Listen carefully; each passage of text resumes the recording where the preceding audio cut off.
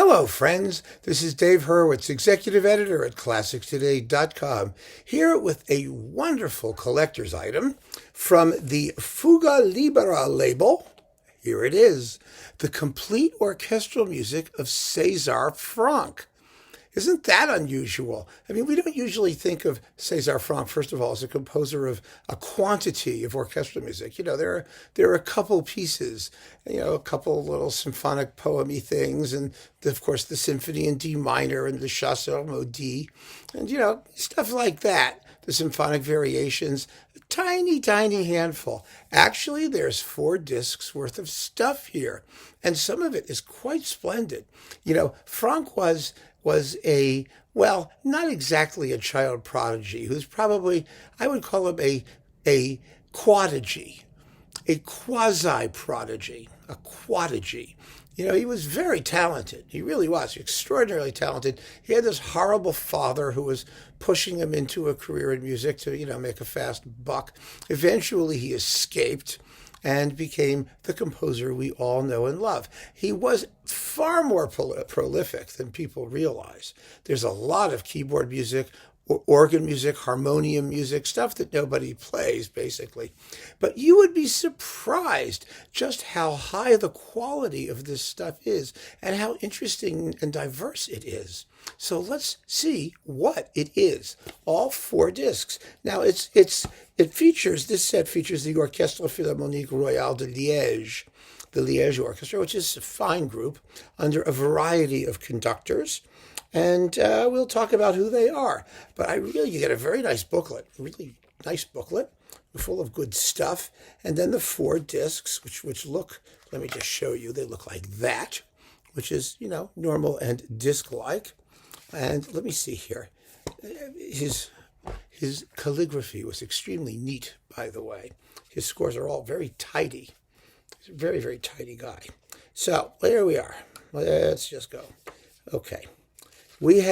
Are we ready? I'm doing it from the booklet just because it's a little easier than to go disc by disc where the stuff's printed on the back, We start with 2 really early pieces for piano and orchestra from 1834.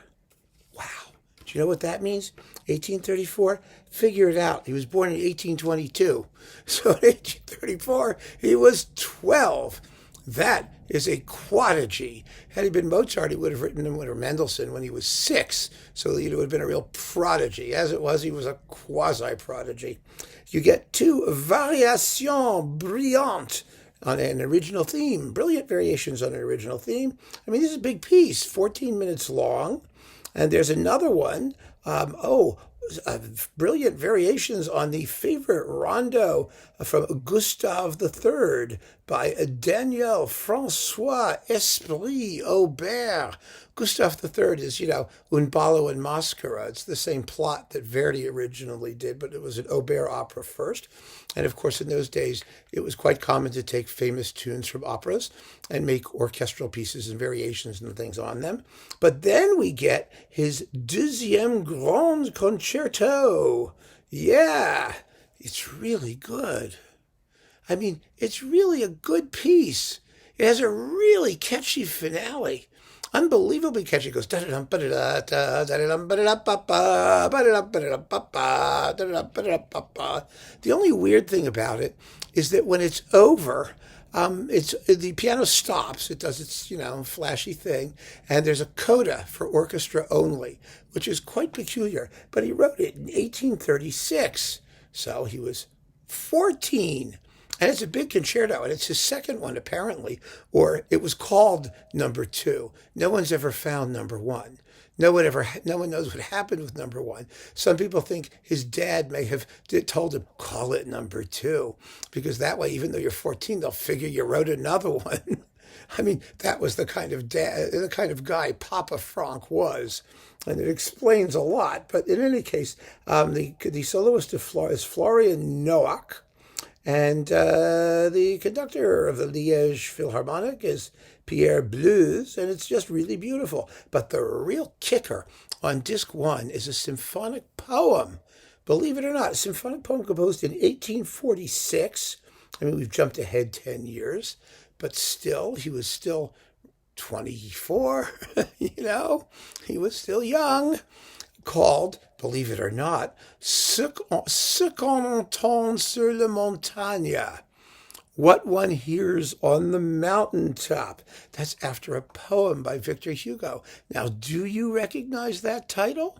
Ce qu'on entend sur la montagne? That was Liszt's first symphonic poem, which was only written about 2 years later.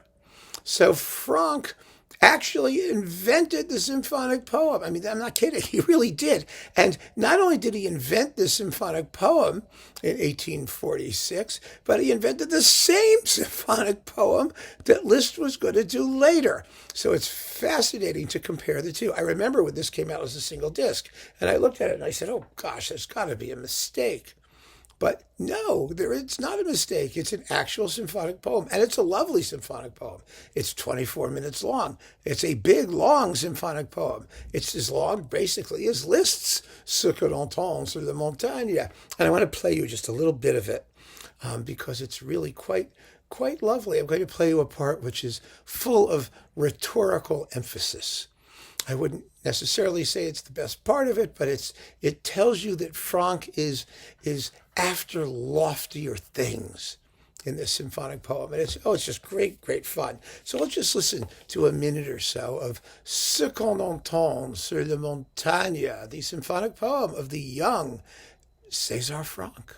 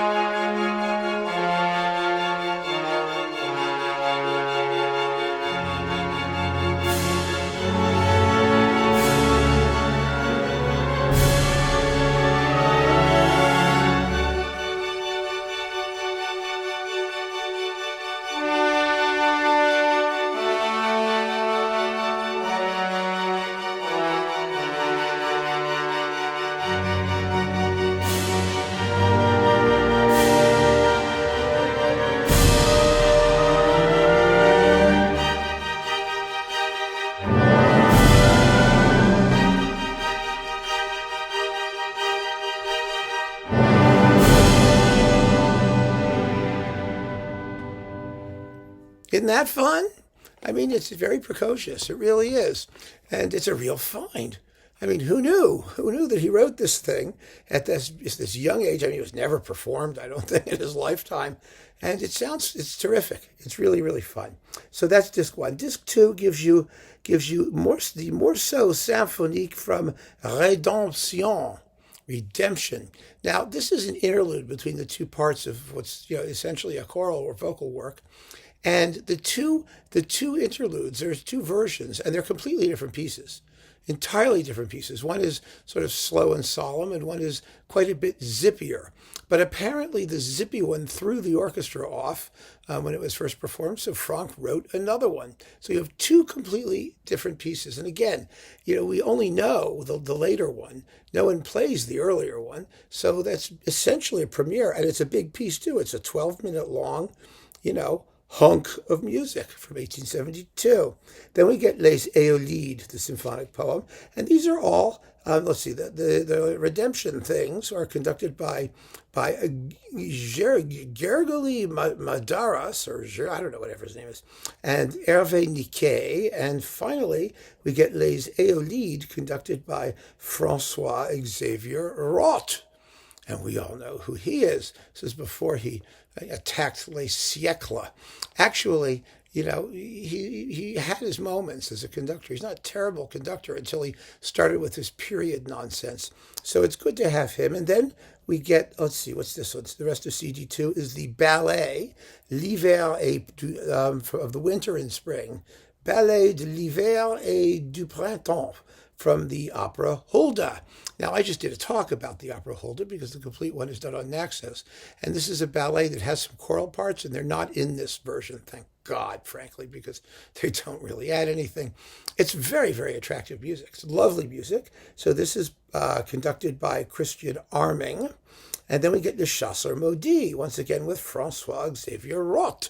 And this performance of Le Chasseur Maudit is not my favorite Chasseur Maudit. It's typical François Xavier Roth. You know, he brings out all kinds of interesting detail and all kinds of uninteresting detail. The problem with Roth, even then or here, is there a date on this? No, I'm not going to deal with it, is that he doesn't know what's important and what isn't.